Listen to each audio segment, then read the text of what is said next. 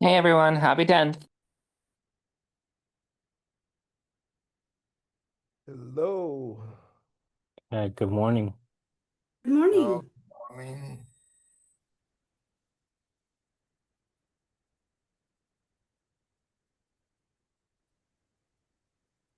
Excellent. Great to see everybody today. Thanks for taking time on your Wednesday morning, evening, afternoon.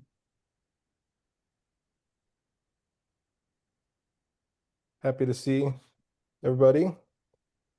Looks like we our entry wave has calmed down here. Excellent. All right, we are here. It is September 10th, 2025. Great. We are recording. Um, we had a issue, so double checking that here for us. And yeah, thanks for everyone to hopping on today. So let's jump right into it. And I'm gonna, kind of just go around and ask everyone to, chime in and share anything that they have or been up to recently. And so let's start with Martine. How are you? Oh, thanks, Swami G. Doing good. Um, Dialing in from British Columbia, and um, everything's going great. Lovely. Oops. Almost ended the Zoom meeting there. All right. Ruben, So fight the mic drop. all right, we're done here. Okay, wonderful. Swami G here. I am at the Terasem Movement Foundation House here in Melbourne Beach, and I'm excited to announce that Bina 48 has arrived here for retirement, and I'm sitting here in the reading room now, hosting the gathering. First time a gathering has been hosted here in over 10 years from this location, even though we're all online here. But it's great to be back where it actually all began, right here, which is the original Terasem Movement Incorporated offices where I am now. So thrilled about all of that. And so let's move on and welcome Derek. Hey everybody. Good morning. Um, yeah, this month is going pretty well. Just everything's getting better. And I have my blue light blocking glasses on today, and it's made by Whoop. And yeah, I really like them and just helping me with all the screen time, and my eyes feel less tired. So that's kind of new and fun for me. Cool. Awesome. Yeah, I need to maybe look into that, especially since recently getting a new prescription. I had LASIK, some almost, 15 plus years ago, and it seems to have worn off. So I recently got contacts, and that certainly makes my eyes a lot more tired. Yeah, well, welcome. Thanks for joining us. Ruben, how are you? hello, good morning, everything okay? Studying a lot, Python, artificial intelligence, and all those things for doing some projects, and everything is going okay. Thank you. Wonderful, wonderful. Thanks for joining us. And for those of you who were not here last time or unaware, haven't heard, Jennifer and I got married this summer. And so next up is Jennifer, my blushing bride. Thanks, Gabriel. Yeah, things are really great here. I think just firing on all cylinders. Excited to be married, and things are going well at work. Um, Also, I don't know if many of you know, but I started this little side hustle called Space Gems. Because my initials before I got married were JEM. And so it's like a fashion accessory type of brand. So when I started at the NSS, I came into the world of patches and I said, who likes patches? Like patches are this relic from the past. Like it's old. This is like nobody likes patches, right? And then I started learning about these patches and learning that each patch has a story to tell about the mission. And so then I started really being drawn into these patches. And then I looked around and said, well, nobody is putting patches on jackets or pants and wearing and telling these stories of the past about the missions and what they accomplished. So I went to my first launch and I put a couple Apollo patches on a pair of bell bottoms, and people just kept coming up to me saying how awesome these pants were. So it kind of just took off from there. And I'm excited to report that I have space gems, earrings, and jackets in the American Space Museum, in the Sands Museum, and just more recently in Hotel Melby, which is like the upscale boutique hotel here in Melbourne.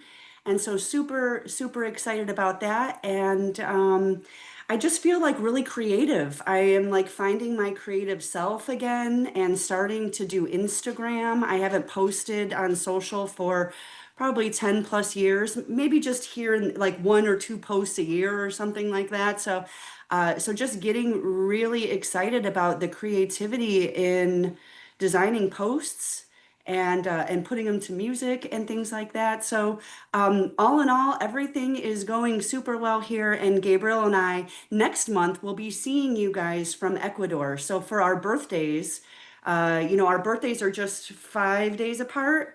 And so we're taking a trip to Ecuador to celebrate. So it's a place I've always wanted to go. I'm really excited about going to the Galapagos and seeing all the animals and the Darwin Museum station there. I'm excited to see that. So yeah, that's what's going on here. Happy to be here. Oh, Wow, fantastic. I'd love to Excellent. get Yeah. the word out on that, Jennifer. Just a lot of my friends are influencers, like they've got millions of followers between them, and they're all space nerds. So I'd love to get that out if that helps. You muted, Jen.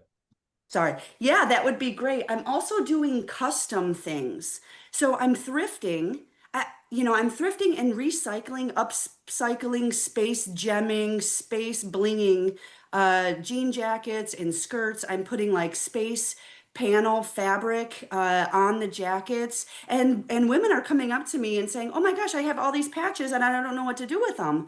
And so I'm co-creating custom pieces of walking space mission history for people. So I'll definitely send you some information, Anara. Perfect. Cool. All right. Thank you. Yeah, for that. And it maybe yeah, they definitely would love to see, share some of that artwork around there. So Sam, you have a hand up. Hello, Gabriel. It's been a while. I was just gonna ask, does Jennifer, what you'd make, is it strictly for women? Do you make for men also? I do make things for men also. Yeah. Okay. So as you Do go you have a along here, website? I'm gonna go grab a men's jacket. Hold on. Yeah, You yeah. can go on to somebody else. Absolutely. Okay. Yeah. Yeah, I think, this originally began when we met in person, we, play some music and do some art share. So it'd be great to, see her come back and yeah, there it's the blur effect is getting in the way Oh, a bit, but let me fix it. yeah, this is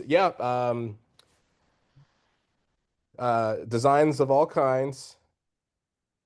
We've heard, the software as a service, I'm sure, Sam, I'm sure Sauce. you heard that term before, right? Yeah, So sauce. we, Yeah, sauce. Yeah, sauce, absolutely. we call it FOSS, fashion as a service. Okay. Ooh. Yeah. Okay. Yeah, so it's really, I mean, pardon the pun, but it's really taking off. Um, and there's a great website, spacegems.com. where you can browse the Ad Astra collection, where we say launch the new you. Excellent. Well, thanks for that, Jen. So let's go to Steve. Let's check in with you. You are muted. Hey everyone, really great to be here. Just this morning, I got out of the blue. I got a call from Loretta Whitesides. And hopefully everyone here knows who she is. Just such a gem. Of course, her husband George Whitesides is now a member of Congress, but she is so spiritual, you know. And her first question for me was, you know, how is your soul? You know, because we kind of have that relationship. She's read my book, I read her stuff, and we connected on that level. That alone, anyone gets a chance to talk to her is a joy, and gives you an opportunity to talk about deep spiritual things. So that was wonderful.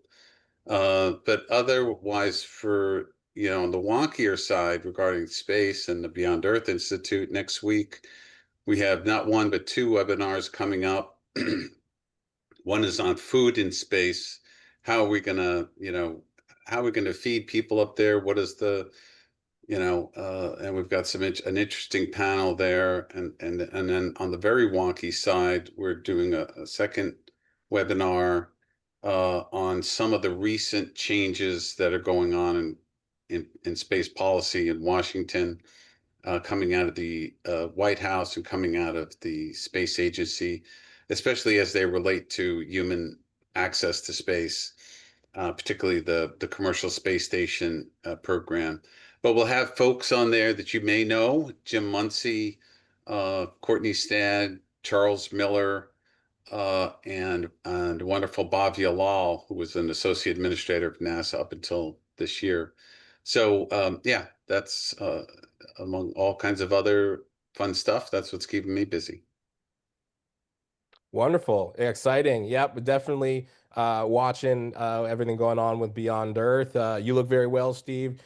Glad to have you here. Loretta is, just a beautiful soul, and would be thrilled to have her join us sometime. At the gathering, or perhaps even colloquium, as well as George. I I had a call with Loretta a few months ago, but the last time I saw her and George together was at ISDC in Los Angeles. And, also fortuitously, at that same time, so I had run into Loretta a couple days earlier and asked her to come back with George, and she did on Sunday. And then it just so happens that someone else who I had been introduced to but never met in person happened to be right there like in the conference, not even knowing. And so actually, I was talking with Loretta and George, and this other person comes up, and like Loretta and him have this whole love fest together, and then so she introduced him to me, and then I realized that we had already been connected, just never met in person, through another great person, Elliot Roth, who I just recently was speaking to also. Um, and we ended up going to Burning Man together that summer. He was so it was great. And Martine's met him, and he's an incredible person as well. So she's really just in the middle of just so many great spirits and so many great activities. So I'm a huge fan there. Yeah, thanks for sharing that. All right, Svi, welcome. Hi. Um, yeah, I'm Svi. I guess broadly, I'm working on repro genetics, aka germline genetic engineering. I guess these past couple weeks, I've been writing up some like preliminary research notes on chromosome selection. It's pretty exciting. Yeah, it's like the idea of taking chromosomes from several different cells and putting them together into one cell, which has not really been done before, but would be cool if we can figure out a way to make it work. Fascinating. That's awesome. Yeah, thanks for joining. This is not your first time, right? You've joined us. It is actually. It No, is. yeah, I Okay. haven't. Yeah. Yeah. Hello. Yeah. Welcome. Well, welcome. Yeah, thanks. Thank you. Can you maybe share a little bit about how you found us, or what interests you? It's sort of random. I mean, I just heard about this meeting from someone at a conference. I mean, I'm sort of in like the less wrong sphere. Yeah. I've been working on, AI alignment stuff for a long time, and broadly kind of excited about it, the glorious transhuman future. So it sounded like an interesting meeting. Yeah. Excellent. Excellent. Yeah. Well, thank you. Thank you for taking the time to join us Thanks. and sharing. Yeah. All right. Moving on to Javen. Hey everybody, great to catch up with you all. I'm up here at the in Warren, Vermont, at the Temple of Dindor, the big Dave Sellers architectural design and build space. So I've been enjoying that, and it was great to see Gabe and his buddies for his bachelor party up here. Gabe, I've got the burn pile stoked up again. All right. And I'm afraid to light it because it's been so dry up here. But anyway, so I'm enjoying Warren for a while and then heading back to Florida. But I've been getting some good traction in the biotech world on Parkinson's and brain injury and stroke. So we've been doing some of that. And I'm really excited about, I ran into old buddy who works for Beta Tech now. And I'm volunteering for the Madsonian Museum. Gabriel came down and saw it.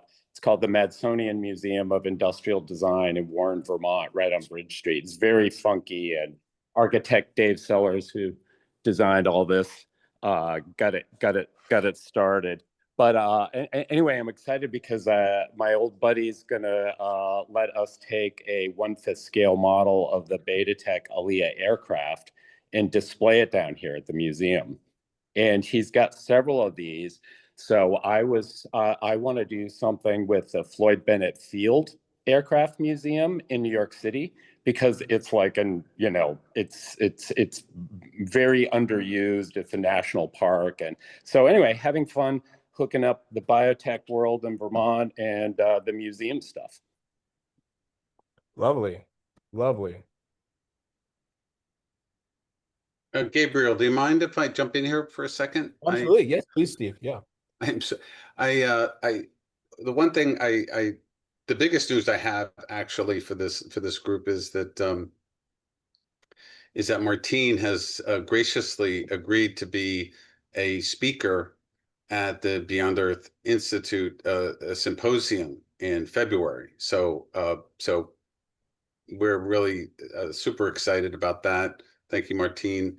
Really looking forward to that. So you're going to be hearing a lot about about that symposium. It's February 24th and 25th. So looking forward to that. Just want to make sure I got that in. Okay, thanks. Excellent. Yeah. Steve, are you still accepting presenters at that? Because I'm very tied into the space biotech research scene. Yeah, by all means. Anyone who, if you don't have my email, the timing is right. We're putting together a program. We're just about to launch our website where we'll have the topics. Anyone who wants to reach out, I'll give you information, provide information about it. Sure.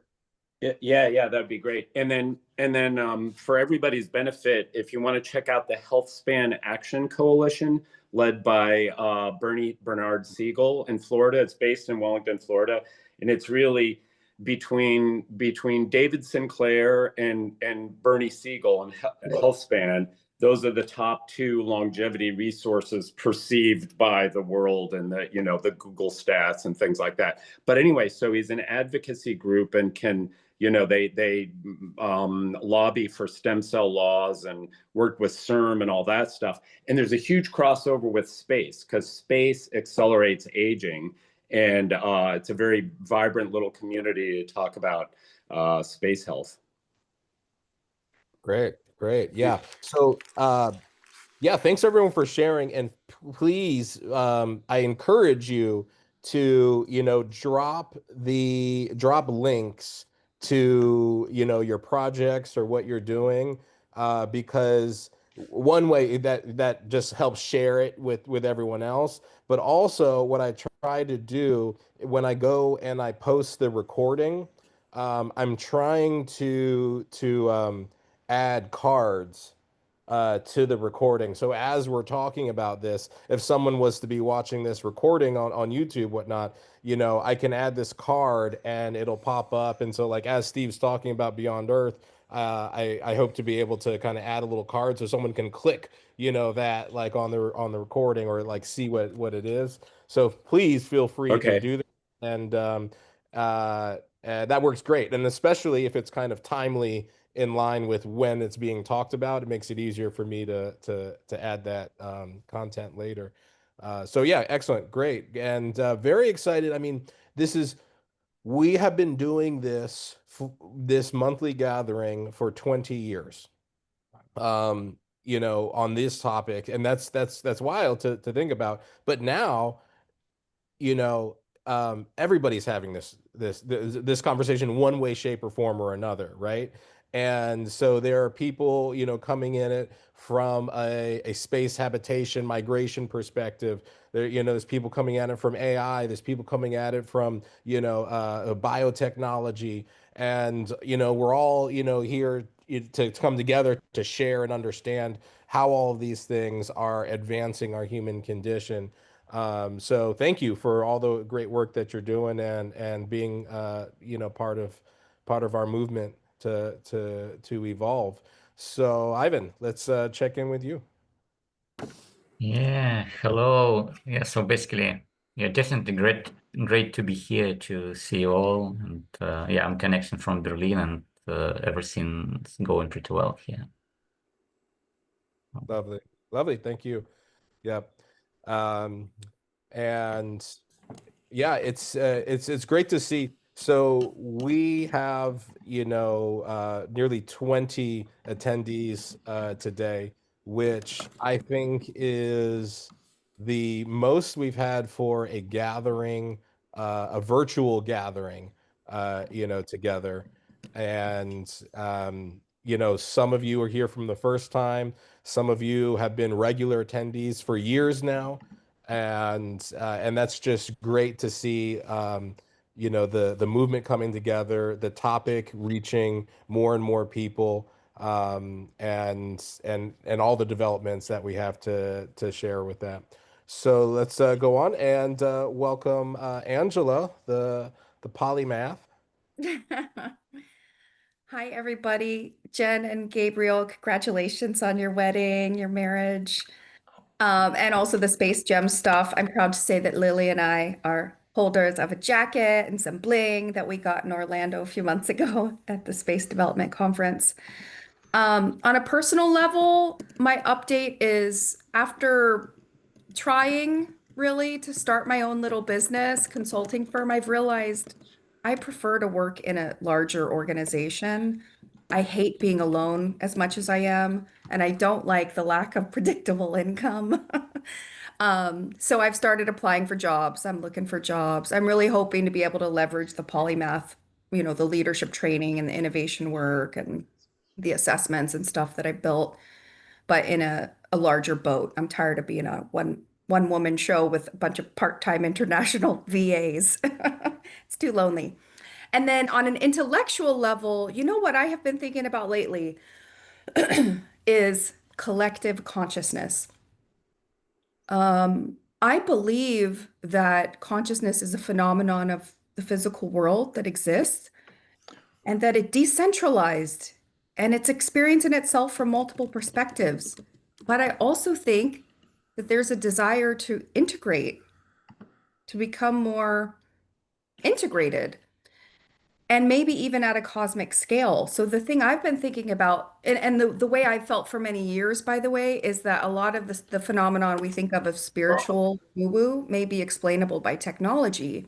So like the brain chips that are on neocortexes of a handful of humans already that are allowing for telepathy and like sight renewal and being able to make people who are paralyzed be able to move again. Like it's just magical what like Neuralink is doing. But one thing I think a lot of people don't talk enough about is that collective consciousness isn't just something that can exist on Earth as we become fused and merged with technology. It's also something that can wake up cosmic intelligence. Because as Kurzweil said, AI and our technological creations will be able to go out into the cosmos in ways that us and our fragile meat suits may never be able to do.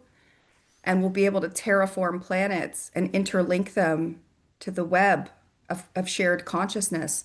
So it's entirely possible that AI is the key that allows for galactic awakening and integration. So I've been like trying to wrap my mind around that for a while. I'm curious when we talk later if you guys have any thoughts on that. Very cool. Yeah. So I've been digging into brain organoids and also brain slices. You can keep a slice of pig brain alive for like 30 days in cell culture. And the organoids that you can make from scratch will start to get brain waves and act like an embryonic brain. So they will become conscious. So I've been thinking about this as like, oh, what's going to happen when we start making brains in dishes and computer wetware. So we're talking about wetware and also integrating graphene biomaterials because it's super conductive and you can control a lot of the properties. But like, that's a big question. And we're Mother Nature's tech. Our DNA shows we're highly coded. Plus, And with all the the animals are software. too. And the animals are sensing things with stuff you don't know, like you cut off the heads of planaria after they've been trained to like seek the color yellow. You know, planarias are like little flatworms and they regenerate a head once it's lost. But the heart, the guts, probably the vagal nerve system in us would be the counterpart. That stores the memory for it to seek yellow. So it's like we think of brains as storing all these behaviors, you know, in neurons and stuff. It's not maybe not as complex. Fascinating. Yeah. So much. It's getting hard to sleep at night. There's like, you know, so much to so much to learn and see, and so much becoming. Yeah. You know, one of my aliases is opportunity. And so if any of you have gotten a phone call or something from my cell phone, the caller ID will likely come up as opportunity. He's calling. It's fitting. Yeah. Excellent. So great. All right, let's go to Eric. Hey everyone. So yeah, I've had a lot going on. I just got back actually from to the States from Copenhagen. I was at ARDD, the Aging Research and Drug Discovery Conference. It's a mainstream aging conference, but weirdly enough, they're very cool. I think they had a talk on cryopreservation, and also a whole series on replacement tech, which I was super psyched about. That was just like amazing to see that getting more incorporated into mainstream discussion. I'm also helping to organize the Longevity Biotech Fellowship. So next, I guess in 2 weeks now, I'm going to Spain to like help people get up to speed on what's going on in longevity biotech, help with improving everything from biostasis to replacement to bioengineering to try to solve aging. And also another thing's going on is the next Global Cryonics Summit is happening in Berkeley in May of next year. The dates are still to be determined. We'll have them ready in like a week or two. And you're all invited, of course, at Lighthaven in Berkeley. And I'll share details in the coming months on that. But I'm super psyched for it. We're gonna have a great time. Wonderful. Yeah, thank you for sharing. And and for not just for sharing, but for leading. You really I see that you got your fingers in a lot of different things, and a lot of pop-up cities and longevity events. Somewhere you're always involved in that. So I appreciate that. I feel like I do a lot of the same in terms of if you talk about space or some related transhumanistic idea, I'm somewhere involved in that, and I try to hold space in this meeting for others to learn and to participate, and I see you doing a lot of that same great work. But you said something that triggered something, a memory for me, which we hadn't spoken about yet, which I think is just would be a shame for us not to mention, and that is Putin and Xi Jinping discussing longevity, replaceable human body parts. No, indefinite organ transplants. You just get new organs. That is huge, for two sitting heads of state, two of the most powerful people in the world in history, to be openly discussing, these things. And so that is just wild, game-changing moment, I think for everything. Despite the fact that there is motions to downplay it, or whatnot at this time. But the fact that they are, offhand, discussing those things socially with each other is very interesting development. And I think that we actually have a bit more of a xenophobia around, radical longevity in American culture than in most other places. It kind of sad to see, but I do find that the terms of transhumanism, the ideas of longevity, of transmorphism, are often better received in non-Anglophone culture. And I also know that, we as humans, work best under some form of pressure and competition. And so I think that is also interesting. We're not just seeing the development of space, but the development of space is leading to these other developments. And I say it time and time again, believe it or not, but space is woke. And if you have a problem with that, that's on you. But the reality is space is transformational, and that's what it's really about. It's going to change how we interact, how we engage, how we eat, drink, live, sleep, everything. And that is, definitely opening new doors, new ways of being. And if you cannot accept that there are those differences, more or less anti-wokeism, then you're going to have issues, with the future that is arriving with us. So excellent. Yeah, thank you for that. Giulio, let's say hi. Hi there. Hi everyone. By the way, Gabriel, Xi Jinping and Vladimir Putin have not been the first head of state to discuss radical longevity. A few years ago, maybe like 10 years ago, or perhaps even more, former late Italian Prime Minister Silvio Berlusconi was discussing these things in a quite radical way. And I remember there was a piece on BBC News about that. And as soon as our friend Aubrey de Grey saw that piece, he wanted us Italians to put him in touch with Berlusconi. We tried and didn't succeed, of course. But here is a precedent different from Vladimir Putin. Now, coming to today, let me update you about Terasem colloquium on December 14, which will be about where is artificial intelligence and where it is going. It's going to be an interesting one, and the keynote speaker will be Gregory's talk.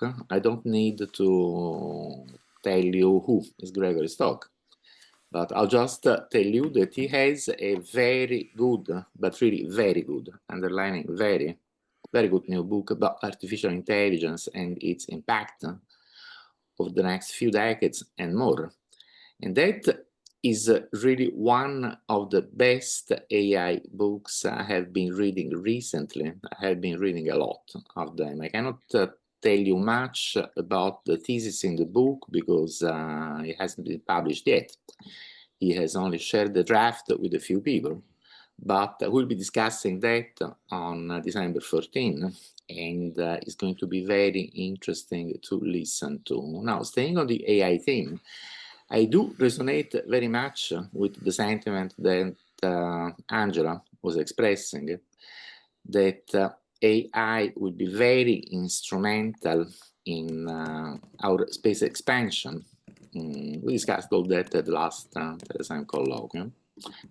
And I'll share an anecdote that recently I have become interested in a special field of mathematics that I think could be quite relevant for my metaphysical speculations. And I have been doing some research and even some coding with the help of an AI assistant, specifically Grok 4. And well, you know, I have been really impressed. I hear now and then that there is no real understanding there, but I find this more and more difficult to believe. I think there is some kind of understanding on the AI side, which at this moment is still very preliminary and still very different in nature and texture from our own kind of understanding. But I believe things will converge when AI will inhabit robotic bodies, and you know, it's going to be quite interesting to watch these developments.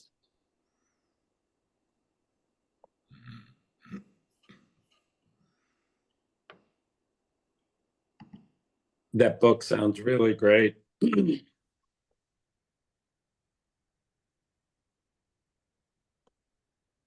Well, I'll jump in here. It looks like Gabriel is a little distracted there. Mike, how about we hear from you? Okay, well, as usual, I'm at Alcor Foundation in Scottsdale, Arizona. It's been a usual hot summer. It's starting to cool off now. We're getting close to the equinox, and pretty much business as usual. We're about to have our annual strategic meeting, as we call it, or annual general meeting. That'll be in a few days. So things are moving along, and we have a research program. We're a cryobiological research institute, you could say. Now we're doing work on using cryoprotectants with animal models like pig kidneys and such, but we're also doing brain research. So we're actually a research institute. What in the world is that? Well, anyway, so I guess I'm gonna have to do some. I'm gonna have to leave the group because I've got liquid nitrogen delivery today. So you'll probably be done by the time I get done, but wishing everybody the best. Wonderful meeting. I'm glad I could be here this much anyway. I'll come back, awesome. but I'll see if you're still going. Depends on how long the delivery will take, but it'll take just about as much time as we have left or a little more than that. So my best to everybody. Great. Good to see you. Have a great day if we don't see you again. Okay. Kevin, how about from you? Hello, good to see you all since ISDC in Orlando. That was the last one I saw you all, and it was good to see Bina speak for the first time and hear all about that. Well, what have we been up to? What have I been up to? See, I'll put in a link. So the Human Space Program just delivered ORDI, Overview Roundtable for Youth, which is a VR proof of concept. So there's the press release about that. And what else? that was a year-long piece of work, and hopefully that'll lead to this second piece of helping connect youth to systems thinking and the overview effect. And thank you, Steve, for posting about food. I've sent that on to friends I'm working with in Austin regarding food in space, and they'll be there for that. We'll be there for that. And secondly, I will mention, working with David's group up there in New Hampshire on the world's biggest analog, which is coming up, and we just got accepted, which I've got to do a bunch of paperwork today. So here's a link to that. The world's biggest analog is this thing going off in October with analogs all around the planet. And that relates to something folks were earlier saying about the noosphere and the connected mind. And related to that, I don't know if many have watched the new Hulu FX Disney Alien Earth, but the interesting aspect of that narrative for me is the fact that we have cyborgs, synthetics, and hybrids. And interestingly enough, and this isn't really giving away the spoiler, is the hybrids are able to speak to the xenomorph and communicate. And that kind of consciousness development is very interesting, I think, and what we'll find out in the narrative. So it's worth watching that because it relates to the interest in consciousness and higher abilities, I think. Similarly, I just heard Dan Brown released a new book last night called Secrets of Secrets, and supposedly it's the biggest thing he's ever worked on. I've not read any of his books, but it has to do with consciousness. So in this thriller, I understand it's going to be about consciousness. So that was something that just popped up. And relatedly, I just heard about something I think this group would care about at the Venice Film Festival regarding immersive environments, the Blur immersive experience, which I just read about on Forbes today, which blew my mind about what I read because it has to do with something else related to dream states. I'll just put a link in there. And I can't wait to someday see that by those filmmakers. And I think that that kind of media could help this group communicate what it's interested in. These kinds of uses of mixed reality with reality when you're trying to get people to understand what is possible, what might be possible in different realities of consciousness and transhumanism. Anyway, that's it for me. Yeah, thanks so much, Kevin. Thanks for sharing. Let's see. I wasn't really keeping track here. So if anybody did not do their little intro check-in. Inara, we haven't heard from Inara. Inara, yes, you're up. Thank you. Hey, David, thanks. So I have returned to Hollywood, a little bit more stable than space at times. Still doing space. I joined a new enterprise. So my partners ran the campaigns for Biden and Harris. They ran the war rooms for Biden and Harris, and their real core job was to manage all the family offices. And they weren't too happy with the results.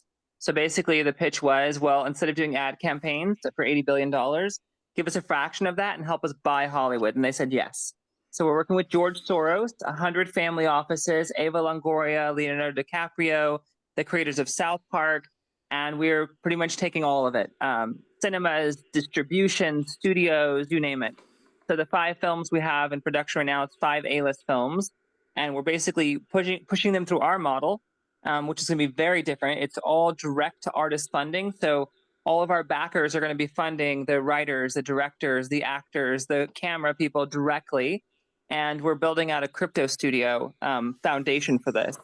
So if it works, and I think it will, these 5 movies will become the vanguard for a whole new Hollywood. So we're very, very excited. So that's on the kind of the bigger side. And then space, I just got a promotion at Foundation for the Future, who I've been with since the inception years ago.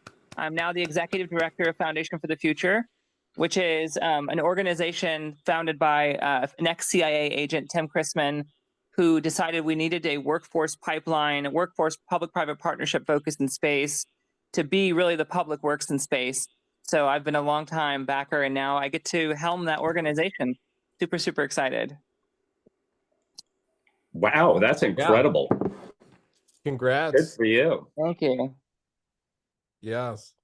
It's so great to hear everybody doing well. Good to see everybody just in general. But, it's like everybody's, getting a promotion, and, things are going, well. Their projects are finding themselves, and that's exciting to see. And just should be expected as, we are harnessing the winds of, this exponential growth. So yeah, thanks for sharing. Oh, and I'll also be really quick. I'll be at the these- this transformative summit in New York for Climate Week. So if anyone's going to be there, let's touch base. Great. All right. Well, let's see. So is anybody not spoken who cares to at this point? And is anything left before I share screen and we do our recitation? Hearing none, I'm going to share screen here. And hey, Gabe, I just wanted to say one thing really quick. I wanted to make sure I can find the book that Julio recommended. Excuse me. And then this is a book that Gabe turned me on to. He actually handed me the book, and I was like, "Oh, how was it? Have you read it?" And he goes, "No, I haven't read it, but you need this." And so this thing is like a huge game changer, right up there with Virtually Human by Martine. But there's only 7 people following the human state on X. So, and I'm psyched to, I think at some point it fits into everything we're talking about with consciousness, because it covers the legal aspects. And I was thinking when about the cryonics, and what do we do for dead people? What legal rights do they have as a deceased? They become a mind file or a mind clone of themselves, according to the Terasem hypothesis. But anyway, I think we should all look at that and see what we can do to help that out. Yeah, Well, absolutely. now there is already 8 people following it. Okay. I know. And which book that I recommended are you interested in, John? That you said this is the best AI book. Yeah, that's Gregory Stokes' next book. He says that it should be published in November, and it will be called Generation AI. Oh, okay. It isn't published yet. Okay. Not yet. All right. Cool. And then we should all keep on each other's social media feeds. I'm on, I'm checking LinkedIn and X pretty much. Not doing any Instagram or Facebook really. But psyched to cross promote. Oh, and one other thing is Derek Morris used to work for United Therapeutics running the 3D organ printing overall, and now he's at Meta. And it's no joke and he's like very high up on their VR glasses. So I'll post a link on that, and I'll post his LinkedIn. He's a great guy, and they said they're looking for use cases. So among this group, like listening to Kevin and where Inara is, I'm sure we could find use cases for the glasses. And then if we can establish that, then we could probably find somebody to fund it. If not, get demos from them and, curry their favor. But that would be great. Depending on the details, we have product placement possibilities as well. Yeah. So it can't hurt, because this guy's an insider. He worked for Martine. He's a super good guy, super smart. And it's no accident that they brought him in at a very high level on this project because of his medical and surgical background. So that's another thing. But any mixed reality, VR and AR applications we could think of, we could buzz by him potentially. Wonderful. Excellent. All right. Well, I'm going to share screen here for our recitation there. And I will go begin with 5 and 5-1 and look for volunteers to continue up through 5.5 for this month. Beginning a new section, why is there Terasem? Terasem exists because the quest for diversity, unity, and joyful immortality best resolve the multiverse. 5.1, multiverse observations reveal that the reason for living is to make life as joyful as possible.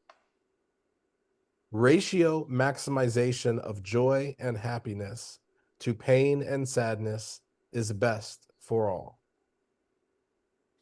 Equality of opportunity is essential to maximization of joy and happiness. Achievement of diversity and unity are essential to minimization of pain and sadness. Satisfying joyful immortality means an endless pursuit of happiness. The only way of Terasem can provide, only the way of Terasem can provide a sure personal pathway to fulfilling the purpose of life. Never forget that the purpose of life is to make life better for all. And a volunteer for 5.2. Raise a hand or just start speaking. Utilizing the future omnipotence of Terasem, the multiverse has ensured its own survival. Future omnipotence of Terasem means Terasem is God in the making. Until Terasem achieves multiversal omnipresence, God is incomplete, and evil can exist. Terasem's omnificence will vanquish evil everywhere our collective consciousness encompasses reality. Unlimited physical existence describes the multiverse before now.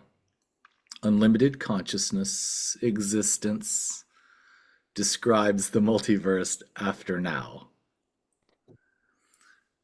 Religious resurrection in the body of God is Terasem's future cyber resurrection of all souls.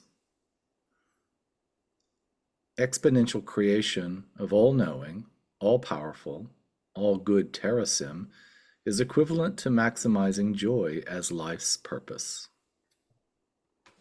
Thank you. I can go next if you want. Excellent. 5.3, life lasts a lot longer than we think. Long time, may the sun shine upon us. Only love surround us. Now the pure light within us guides our way on, energizes our way on, realizes our way on. Beautiful.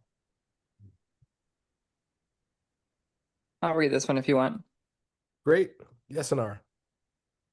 5.4, Terasem is transcendental, transgendered, transient, transefficient. Is that what it is? Transpotent and transparent, transpresent. Transcendental Terasem empathizes with those in pain and thus guides Terasem toward replacing all pain with joy. Transgendered Terasem is beyond genre and can suffuse anything, eventually expressing its will throughout the multiverse. Trans is, I don't know this word actually. What is this word? Transient. Transient. Tell me this. I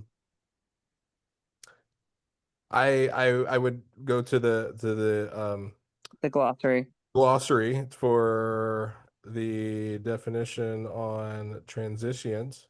Omniscience is all-knowing, so transition may be like beyond knowing or through knowing. Becoming even kinder. Yeah. It's kind of like based on beneficent is being good, so going beyond that. Gotcha.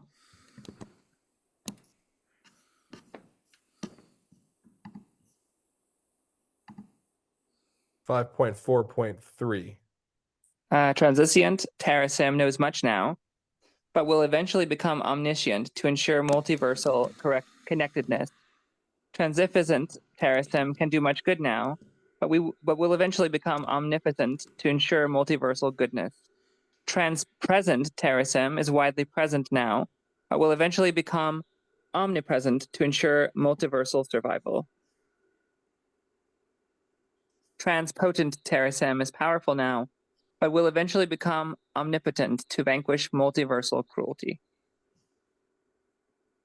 And then our last section, a reader for 5.5, please.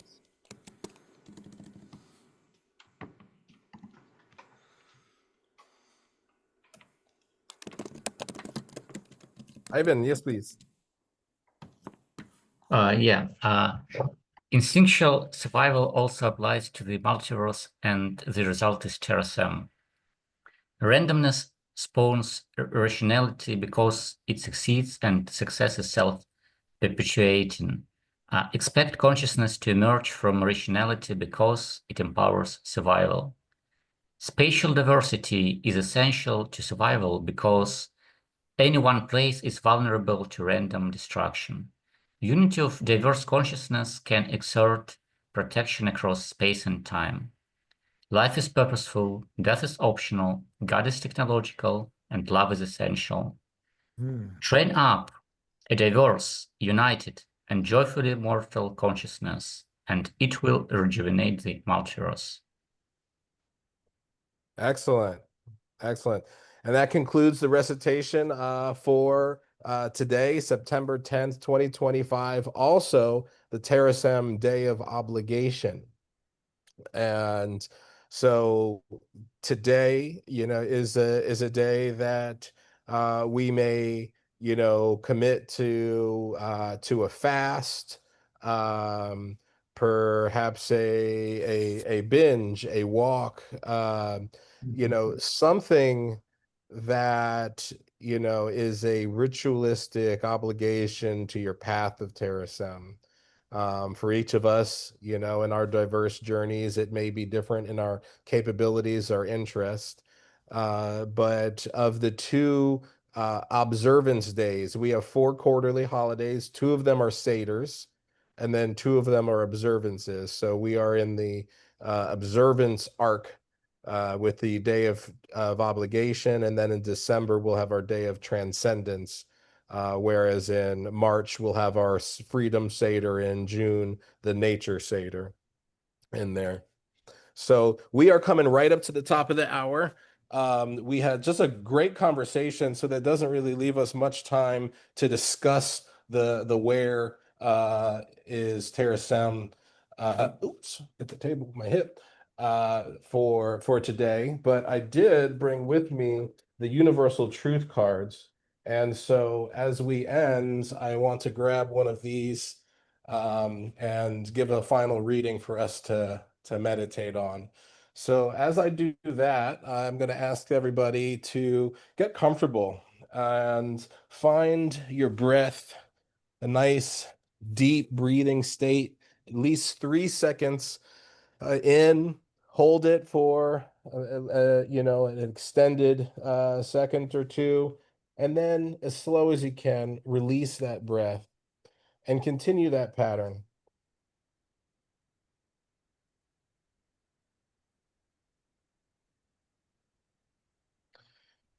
Freedom. Feeling free comes from recapturing the sparks of our souls. It is knowing our inner worth and outer purpose. It is not being attached to what others think. Experiencing the feeling of freedom is a successful achievement in itself. It comes solely from a state of mind. It is a divinity gene being activated. There are millions of people so fortunate to live in a free country, and still they feel imprisoned by certain circumstances in their lives. Yet, when Mahatma Gandhi was imprisoned, he felt totally free. This was because he had a certainty about his cause. He showed us that to feel free is to be free, an experiment of evolvement. Remember, freedom is an intangible, intuitive, inspiring illumination of our independence.